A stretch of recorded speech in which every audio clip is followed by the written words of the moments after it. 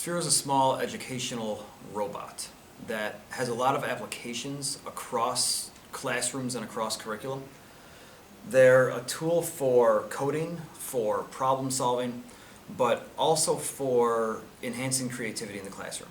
And there's a lot of things that both students and teachers can use the devices for, from creating art to learning how to program and code as a tool for data collection in terms of like physics and sciences, as well as they're a really engaging, fun ed tech tool. So along with being effective, a device like this makes learning more interesting and engaging to students, and becomes a win-win.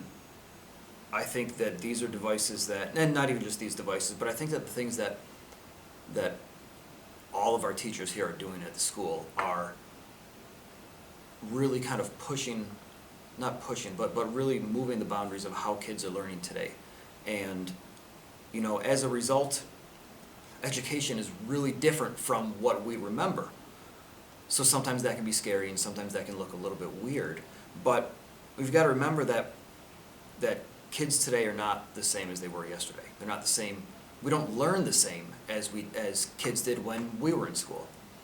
So I think that we're doing a lot of great things at Herkimer, and it's really not me. It's because I have the ability to work with all of the teachers across the district, and they are all so gracious and to allow me to come into their classroom and interrupt their day and say to them, and stop their lesson or hang out with them and their kids and say, hey, have you guys seen these? I know you're studying Hamlet right now, but how about we look at Hamlet through a different lens? What if I came in and we still learned about Hamlet, but we did it in a different way? I'll work with you, I'll support you. Are you willing to take that risk with me? And that's really where I think the value in this, in a lot of this is that our teachers are gracious enough to allow me to do that, and the admin, our administration here is supportive enough to allow me to do things that might not always look like traditional learning.